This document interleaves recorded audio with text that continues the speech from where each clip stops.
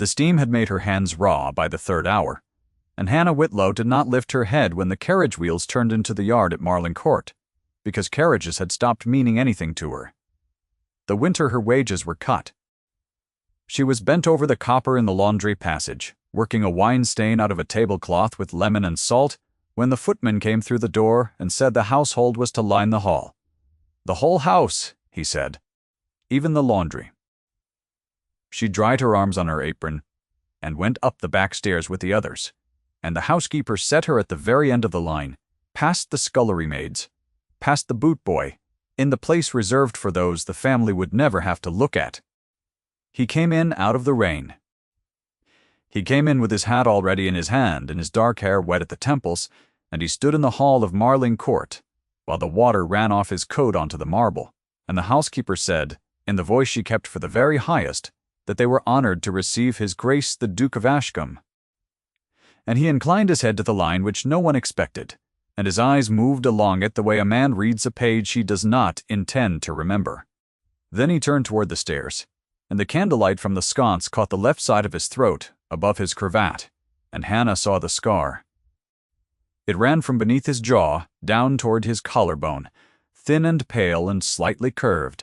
At the end, like a hook laid on its side. She knew that scar.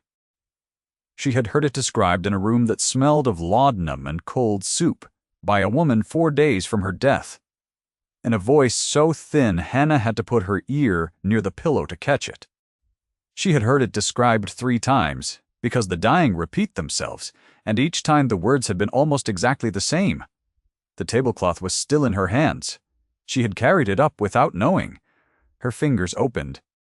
The linen fell on the marble in a slow white heap, and every head in the hall turned, and the housekeeper's face went the color of the ash in the grate, and the Duke of Ashcombe stopped on the second stair and looked back. He looked at the cloth. Then he looked at her. Stay with this one. What she saw in that hall took 9 years to arrive, and it will take the rest of this story to be believed. Hannah was 24 years old, and she had not always been a laundress. Her father had kept the apothecary shop in the village of Netherfold until the fever year, when he had gone into 11 houses to bring them powders, and had come out of the 11th with the fever in him, and the shop had gone to a cousin who had never once written. She had been 15. She could read Latin badly and English well. She could weigh a grain of anything to the exactness of a hair. None of it had been worth a shilling to anyone, and so she had gone into service, first as a still-room girl, and then, when her hands proved steady with lye and her tongue proved quiet, into the laundry, which was the lowest place in any great house and the warmest, and she had learned to be grateful for one of those facts and silent about the other. For 6 years, she had served Lady Margaret Ferris in the dower house at Marling, and Lady Margaret had been the only person in the county who had ever asked her what she thought. Not what she wanted, what she thought. The distinction had kept Hannah alive through 2 winters. Lady Margaret had died in March. She had died slowly over 11 days, and the family had sent a nurse for 4 of them, and then had sent no one. And so it had been Hannah in the chair by the bed at 3 in the morning, Hannah with the cloth and the basin, Hannah who heard what the dying woman said when the laudanum loosened the hinge of her jaw and let the truth walk out. Lady Margaret had spoken of a young man with a scar at his throat like a hook laid sideways. She had spoken of a letter she had not sent. She had said 3 separate times that she had let a good man be called a coward and had done it to keep a house. Hannah had not understood a word of it. She had wiped the woman's forehead and had said, "Yes, my lady," and had thought it the wandering of a mind coming apart. Then Lady Margaret had died, and the family had turned the dower house out, and Hannah had gone into the main house at Marling Court to work the copper, and she had put the whole strange midnight recitation away, in the place where servants put the things they are not permitted to have heard. Until the rain, and the hall, and the scar. The tablecloth cost her 4 shillings and a warning. Mrs. Peel, the housekeeper, had her in the still room within the hour, with the door shut. And Mrs. Burb. Peel was not a cruel woman, only a frightened one, which in a great house comes to the same thing at the same speed.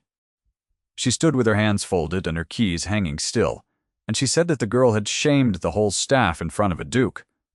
"You are laundry," she said. "You do not look at a duke. You do not drop linen at his feet. You are laundry, Hannah, and nothing more. And if you have forgotten, that I will find you a place where you are reminded." Hannah looked at the floor and said, "Yes, Mrs. Peel." She did not say that she had heard that scar described in the dark. She did not say that a dead woman had put a stranger's throat into her memory, and then left her alone with it. She said yes. Peel and went back down to the copper and worked the wine out of the cloth, and her hands shook so badly she spilled the salt twice. The Duke of Ashcombe had come to Marling Court for the Michaelmas party, which the Dowager Lady Ferris held every autumn, and which the county understood to be less a party than a court of assize. 30 people at the table, 40 in the ballroom after. The dowager sat at the head of it all with her fan held a half-inch higher than any other woman's, and her granddaughter Selina, arranged at her right hand in ice blue with her mother's pearls at her throat, and everyone in 3 parishes knew exactly what the pearls were for. What Hannah knew from the laundry was different and more precise. She knew that His Grace had sent his linen down with a note that said only, "No starch," in a hand that pressed hard on the downstroke. She knew that his shirts were mended at the cuff by someone who did it badly and had been permitted to go on doing it badly for years. She knew that he had not brought a valet. A duke without a valet is a man who does not wish to be watched. The second evening, she carried the pressed linen up herself, because the undermaid had a whitlow on her thumb, and she came along the gallery at the hour when the family was at dinner and the corridors belonged to the servants, and he was standing at the window at the end of the gallery in the dark. He was not doing anything. He was standing at a black window in an unlit gallery with his hands behind his back, and there was no reason on earth for a man to be there. She stopped. The linen was warm against her forearms, and it smelled of lavender and iron, and the whole length of the gallery lay between them with nothing in it. "You dropped a cloth," he said. His voice was low and level, and it did not carry past the 2 of them. She said that she had your grace, and that she was sorry for it, and she waited for the rest. Why, not a question. A flat word set down like a stone.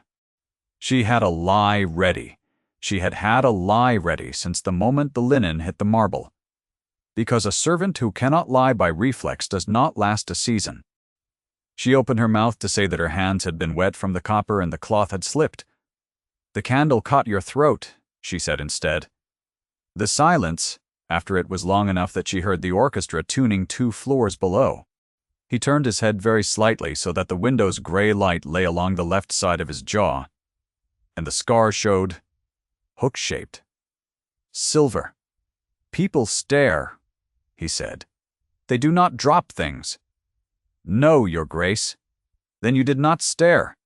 Her heart was going so hard she could feel it in her ears, and she understood with a cold clarity that she was standing in a dark gallery with a duke, and that there was not one version of this that ended well for a laundress.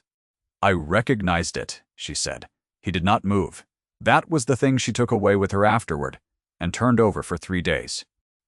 He did not move at all. Not a hand, not a breath.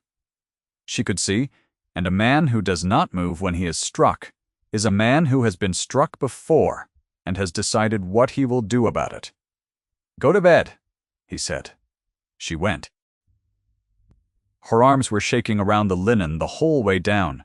To Selina Ferris, she was the girl from the copper. That was how it was said 3 days later, in the morning room with the door open and the sun coming through, when Hannah came to collect the muslins, and Selina did not look up from her letter. "Have the girl from the copper take these 2, she said to her maid, and to the dowager who was pouring. She added that the servants at Marling had lately begun to think themselves observers. One cannot cross a corridor without one of them looking. The girl from the copper stares at guests. Grandmother, she stares." The dowager set down the pot. She looked at Hannah for exactly as long as she would look at a chair she was considering having recovered. "Then she will not be in the corridors," the dowager said. That night, Hannah was moved to the night watch on the coppers, which meant She began at 4, and finished at 4, and would not cross a corridor in daylight again. Here is what she did with it. She did not weep, and she did not write to anyone, because there was no one. And she did not go to Mrs. Peel because Mrs. Peel was frightened. She sat by the copper at 2 in the morning with the fire making one red line under the door of it, and she went back through 11 nights in a dying woman's room, sentence by sentence the way her father had taught her to go back through a formulation when the weight came out wrong. A young man with a scar at his throat, like a hook laid sideways, a letter she had not sent, a good man called a coward, to keep a house. Whose house? She had washed the dowager's linen for 2 years. Class. She knew the answer before she permitted herself to know it. The Ferris family had a soldier in it once. Everyone in the county knew that story, or knew the shape the family had given it. Lady Margaret's husband's younger brother, Colonel Edmund Ferris, had gone to the peninsula and had not come back, and there had been something at the end about a court of inquiry, and the family had let it be understood that the matter was closed and painful and not to be raised.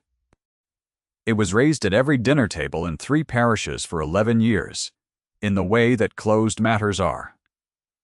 Hannah had heard the servants' version, too. The servants' version was that the colonel had left a house he should not have left, and men had died in it, and the family had spent a great deal of money making the whole thing quiet. She had never once connected it to a scar. She turned the copper and thought of the phrase again. A good man called a coward, called by whom and in place of whom. The Duke of Ashcombe was 37 years old, and had been the Duke of Ashcombe for 9 of them. Before that he had been Major Lord Julian Wren, and before that he had been the second son of a duke, which in England is a species of ghost, and he had gone to the peninsula because ghosts are sent there. None of this was secret. All of it was in the county's mouth. What was not in the county's mouth was why a man who had inherited a dukedom, 4,000 acres, and a seat in the Lords had spent 9 years refusing every invitation the Ferris family had sent him, and had accepted this one. Hannah did not know it either. She only knew he had come.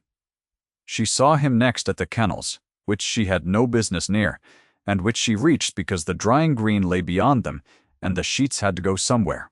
He was crouched at the run with a bitch's head in his 2 hands, and he was talking to the animal in a voice Hannah had not heard him use in the house, and the kennelman was standing back with his cap off looking at the ground. "Her hip is gone," the kennelman was saying. "His lordship's orders were plain enough, your grace. She is 9-year-old, and she cannot work." "What did he order?" "To have her put down, your grace, Friday." The Duke stayed crouched. The bitch pushed her muzzle into his palm. "Send her to Ashcombe," he said. "There is a kitchen there with a fire in it. Tell your master I asked it as a favor, and that I will consider myself in his debt." He stood and brushed his hands, and saw Hannah standing in the gap of the hedge with an armful of wet sheets and no possible excuse. He looked at her for a moment. "That is heavy," he said. "Set it down." She set it down. She had not decided to. Her arms had simply obeyed the level voice before her mind arrived, and she stood in the wet grass beside a basket she had been ordered to abandon. And something turned over in her chest that she did not have a name for, and did not want one. "You were put on nights," he said. "Yes, your grace." Why, she thought of the morning room, the letter, the sun, the phrase. "I was in the corridors," she said. He looked at her a moment longer, and his jaw moved.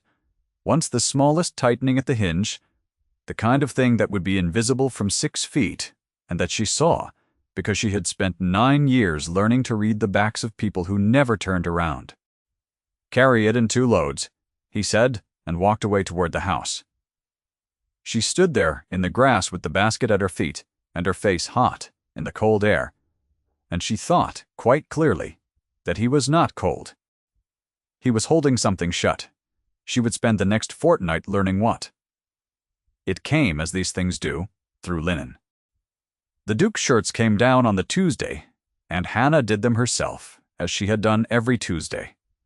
And in the seam of the cuff of the 3rd shirt, where the bad mending had pulled loose again, she found the thread was not thread. It was a hair, a single long dark hair sewn deliberately into the seam, and nodded at both ends, the way country people did it for a keepsake. When they could not afford a locket, a duke with 4,000 acres could afford a locket. She sat with the shirt in her lap in the steam, and she did not touch the hair. She mended the cuff around it, badly.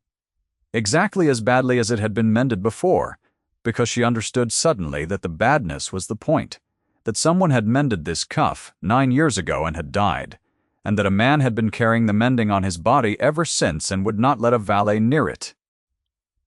That was when Hannah began to be afraid, because a man like that will not be reasoned with. He will only be reached. The Michaelmas ball was on the last Thursday of the month, and the whole house turned inside out for it. Candles in every sconce. The long windows open onto the terrace despite the cold. The orchestra from Bath. Hannah spent the day of it in the laundry with the flat irons, and did not expect to see a minute of it. And then at 9 o'clock, the undermaid came down white-faced to say that Lady Selina had torn her hem on the stair, and the dowager wanted it stitched, and wanted it stitched now, and there was no one else. So the girl from the copper went up to the ballroom in her working gown with a needle in her collar. She came in at the servants' door at the terrace end, and the room opened in front of her, and she stopped for 1 second, because it was the most beautiful thing she had ever seen, and she was the ugliest thing in it. 400 candles. Ice blue, and rose, and gold. The smell of wax and hothouse flowers and warm bodies. Her gown was gray. Her hands were red to the wrist. She crossed the corner of that room with her eyes down, and knelt at Lady Selina's hem in the alcove by the terrace doors while the music went on above her head. Selina did not stop talking while she was knelt to. "Do be quick," she said to the heir. "Grandmother, she is the one I told you of. The girl from the copper. She was found near the kennels in the middle of a Tuesday with no basket and no business." There had been a basket. Hannah's mouth stayed shut on the fact, and her fingers went on with the stitch. "They get ideas," Selina said. "It is the reading that does it. Mrs. Peel says her father kept a shop and taught her letters. A laundress who reads is a laundress who imagines the dowager's fan moved once. Then she may imagine in the laundry," she said. Hannah tied off the thread and bit it, and rose and stepped back. And as she stepped back, she looked up, once, across the whole width of the ballroom. The Duke of Ashcombe was standing at the far side, with a glass in his hand and a countess talking at his elbow, and he was looking at the alcove, and he had been looking at it for some time. Their eyes met over 400 candles and 30 feet of polished floor, and it lasted no longer than a breath. He set the glass down on the tray of a passing footman, without looking at it, and crossed the room. She had a wild moment of understanding what was about to happen and no power at all to stop it. And then he was in front of the alcove, and the countess was 3 steps behind him with her mouth slightly open, and the nearest dancers had noticed and were pretending they had not. He did not speak to Hannah, he spoke to the dowager. "Lady Ferris," he said, "your household is short-handed, I see. I hope you will send the girl to her supper. She has been on her knees on a stone floor, and it is 9 o'clock. The dowager's fan stopped. It was nothing. It was a courtesy so mild that no one could object to it, and so specific that no one could mistake it. And it was said at a volume that carried to the second row of chairs, and the second row of chairs heard that the Duke of Ashcombe had noticed a laundress in a grey gown, and by midnight the whole county would know it. "Your Grace is very good," the dowager said. Hannah went out through the servants' door with her ears roaring and got down to the laundry and put her hands flat on the cold stone of the sink and stood there for a long time. He had crossed a ballroom for her. And she was a laundress, and there was only one way that story ever ended in this county, and it ended with the laundress dismissed without a character, and the gentleman untouched. She thought that he did not know what he had done to her. She was wrong. He knew precisely. He had counted it out like a man counting his own change, and he had done it anyway, and the reason was upstairs in a room she was not allowed in, tied into the cuff of a shirt. They came together properly on the 2nd of October, at 4 in the morning, in the library. She had been sent to lay the fires, because the fire girl was ill and the night laundress was awake anyway, and she came into the library at 4 with the coal scuttle, and he was in the chair by the dead grate with a decanter that had not been touched. She stopped in the doorway. "Come in," he said. "Do the fire. I am cold, and I have been too proud to ring." So she knelt at the grate with her back to a duke and laid a fire, while he sat behind her in the dark. And neither of them said anything for the length of time it takes to build one. And when the kindling caught, the light came up on the room, and on the wall of books, and on his face, and she saw that he had not slept. She should have stood and gone. She did not stand and go. "You recognized it," he said, "the scar. You said so in the gallery, and I have thought of nothing else for a fortnight." "Yes, your grace. You have never been within 40 miles of me before this month." "No, your grace." "Then say it," he said, and for the first time there was something under the level voice, something with an edge on it. "Say it plainly." "I have not slept since the 12th. Hannah stayed on her knees at the hearth because standing seemed a thing she had no right to do, and she looked into the new fire, and she said it plainly. Lady Margaret described it to me, she said. On her deathbed. In March. She described a young man with a scar at his throat, like a hook laid sideways 3 separate times, and she said she had let a good man be called a coward to keep a house, and she said there was a letter she had never sent. The fire took the second log with a sound like a page turning. Behind her she heard him get up. She did not turn. He came and stood at the edge of the hearthrug, and she saw his boots, and the hem of his coat, and nothing above it. "Look at me," he said. She looked up. From that angle the firelight went straight up the underside of his jaw, and lit the scar all the way to the collar, and his face above it was not cold at all.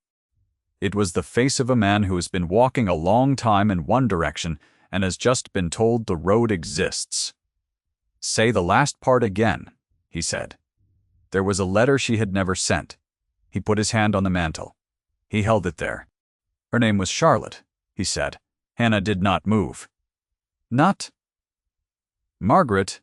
Margaret was her sister-in-law, and Margaret was the one who wrote to me in the March of 1812 to say that Charlotte was dead of a fever at Marling, and buried, and that I was not to come, and that the family did not receive me. His voice did not rise. It got quieter, and flatter, and more exact. I was in Badajoz. I got the letter in June. By the time I reached England, everything that could be arranged had been arranged, and everyone who might have contradicted it had been paid. He looked at the fire. I was engaged to her, privately. Her family did not know. She mended my shirts because she liked to, and because we were young, and was a joke between us, and when I came back she was in the ground, and Edmund Ferris was dead in Spain, and the whole county had agreed on a story in which I had run from a house in Salamanca and left him in it. "Did you run?" Hannah said. She had not meant to. It came out of her as flatly as his own sentences, and she heard it land, and she thought, that is dismissal. That is the road. That is the end of everything. He looked down at her, and something moved through his face that she would think about for the rest of her life. "No," he said. "I went back into it. That is where this came from." He touched his own throat with 2 fingers briefly. The way a man touches a thing he has stopped noticing. Edmund was already dead when I reached him. I carried him out anyway because I did not know it. The family needed a coward, and I was the second son of a duke, with no wife and no mother, and nobody to write letters for me, so I was the coward. And I have been the coward for 9 years, and I have never once been able to prove otherwise, because the only person who knew what Charlotte knew was Margaret, and she would not receive me. The fire cracked. "She is dead," he said. "I came here because she is dead. I came to stand in her house and look at her family and understand that it was finished." He gave a breath that was almost a laugh, and was not one at all. And a girl dropped a tablecloth. Hannah got to her feet. Her knees were black with coal dust, and she did not care. "A letter she had never sent," she said. "Your Grace, a letter that is never sent is not a letter that is burnt." He went very still. "She kept everything," Hannah said. and her voice was going faster now and she could not slow it. She kept every letter she ever received in a japanned box under the window seat in the dower house. And she made me carry that box from room to room when she was moved. And the box is still there because the family turned the dower house out in April and locked it, and has not touched it since, because they are waiting on the entail. And because the dowager will not let a servant into a room where there might be silver. Silence. Who has the key? He said. Mrs. Peel has the key. Mrs. Peel is frightened of the dowager and will not use it. And you. Hannah looked at him for a long moment. She thought about a character. She thought about being turned off without one, at 24, in October, with nowhere. I know where the window seat is, she said. The dowager was not stupid. That was the thing everyone got wrong about her, including Selina. She had watched a duke cross her ballroom for a girl in grey, and she had spent the following week doing arithmetic. And on the Tuesday she sent for Mrs. Caretian. Peel and asked 3 questions, and on the Wednesday, the dower house key came off Mrs. Peel's ring and went onto the dowager's own, and a man was set to sleep in the dower house kitchen because, she said, of poachers. There had never been a poacher within a mile of the dower house in 40 years. Hannah learned all of it in the laundry, because everything in a great house comes through the laundry eventually, and she sat at the copper on the Thursday night and understood that she had one move and that it was a bad one. She made it on Friday. She went to the dowager. She stood in the morning room in her grey gown with her hands folded, and she said that she had served Lady Margaret for 6 years, and that Lady Margaret had asked her at the end to see that a letter was sent, and that she believed the letter was in the japanned box, and that she was asking permission to fetch it. She told the truth. It was the only weapon she had ever been any good with. The dowager listened without moving. When Hannah finished, the old woman set down her cup and looked at her, and Hannah watched a decision assemble itself behind that face with the smooth speed of a lock turning. You were her laundress, the dowager said. Yes, my lady. Then you were in her room to carry the basin, not to carry her confidences. She rose. She was a small woman, and she did not need to be otherwise. Do you know what you are describing, girl? You are describing a servant claiming to hold a dead gentlewoman's private correspondence. There is a word for a servant who does that, and the word is thief, and the punishment for it is not dismissal. Hannah's hands were shaking, and she let them shake. There is a letter, my lady. There is a laundress who imagines, the dowager said, and who has been encouraged to imagine, and who will be gone from this house within the hour. She rang the bell. They put Hannah out at the kitchen door at 2 in the afternoon, with her box on her shoulder, and no character, and it was raining, and Mrs. Peel would not come out to see it done. The boot boy carried the box to the gate, and would not look at her. At the gate she turned around once, and looked back up at the house, all that grey stone, all those windows, and she understood that she had just destroyed herself for a woman who was dead, and a man who could not save her, and that she would do it again.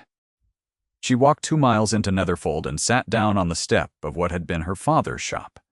In the rain, at 24 years old, with everything she owned in a box, and she cried for 11 minutes and then stopped and did not cry again. Then she got up and went to the church. Because there was one thing the dowager had not counted, and it was this. One do. The dower house had been emptied in April, and Hannah had been one of the 4 servants who emptied it, and the japanned box had been too fine to go in the wagon with the kitchen things, and Hannah had carried it herself. And the housekeeper of the dower house had told her to put it in the muniment chest in the vestry of Netherfold Church, with Lady Margaret's other papers, until the family sent for them. The family had never sent for them. The dowager had spent a week locking an empty window seat. Hannah stood in the vestry with the vicar, Mr. Brock. Halliwell, an old man who had christened her, and she told him the truth as well. Because it had worked once, and because she had nothing else, and Mr. Bree. Halliwell listened and rubbed his face and said that the papers were the family's property, and that he could not open the chest for a laundress. But, he said, and stopped and looked at her, and she saw the fight going on in a man who had buried her father. But a letter addressed by the deceased to a living person, and never sent, is not property. It is a letter, and a letter is owed to the person it names. He opened the chest. The japanned box was under a psalter. Inside it, at the bottom, under 11 years of correspondence tied in bundles, was a single sealed letter in a woman's hand, and the direction on it read, "To Major Lord Julian Wren, to be given him when I have the courage," and beneath that, in the same hand but much later and much worse, "when I have not." Hannah did not open it. She had no right, and she did not want it. She walked 6 miles in the dark to the Wren Arms at the crossroads where His Grace's carriage changed horses, and she waited in the yard from 9 o'clock until 3 in the morning, in the rain because the ostler would not let a woman without a character stand inside, and when the carriage came through at 3, going south. She stepped out in front of the horses. The Michaelmas Court of the Dowager held one last sitting, and it held it 11 days later in the same ballroom, at the Hunt Ball, with the same 400 candles, and the same orchestra, and the same 30 families. Hannah was there because she had been sent for. She stood at the terrace end in a plain, dark gown that Mr. Stend, Hallowell's sister, had lent her, and she was not a servant in that room, and she was not a guest in it either, and every soul in the place had a theory about which she was. The Dowager sat in state. Selina stood at her hand in ice blue. The county watched. The Duke of Ashcombe came in at 10. He did not come alone. He came with the letter in his hand, and with Mr. Vanda, Hallowell, and with a grey man in black, whom the county recognized after a moment as Percival, the Ferris family solicitor, who had drawn every will and settlement in that house for 30 years, and who had opened the letter that morning and read it, and had then sat for a long time without speaking. The room understood that something was happening and did not yet know what. The Duke crossed the floor to where the Dowager sat. "Lady Ferris," he said, "I have a letter written by Lady Margaret Ferris in the March of 1812, in her hand witnessed today by Mr. Percival as her hand, and never sent. I intend to have it read. You may have it read here, or you may have it read at the assizes. I have come to give you the choice, which is more than your family gave me." The Dowager's fan stopped in the air and did not come down. Selina said into the silence, in a bright voice that broke on the last word, "Grandmother, it is the girl from the copper. She has done this. She is the girl from the copper." Nobody looked at Selina. "Read it," the Dowager said. Mr. G. Percival read it. He read it in the flat voice of a man who has read wills at deathbeds for 30 years. And it was not long. Charlotte Ferris had written to her betrothed in the last week of her life. She had written that she was dying, that she was not permitted to send for him, and that her sister-in-law had begged her to keep their engagement secret because the family could not survive a second scandal in 1 year. She had written that Edmund had gone into the house at Salamanca, drunk and against orders, and that Julian had gone in after him, and that she knew it because Edmund's own sergeant had written to Margaret, and Margaret had shown her the letter, and then had put it in the fire. She had written one more line. Mr. Percival read it in exactly the same flat voice. That the family would let Julian be called a coward, because a coward may be disowned, and a fool cannot be. And there was a house to keep. The orchestra had stopped some time ago. Nobody had told it to. Mr. Percival folded the letter. The Duke of Ashcombe turned around. He did not look at the Dowager.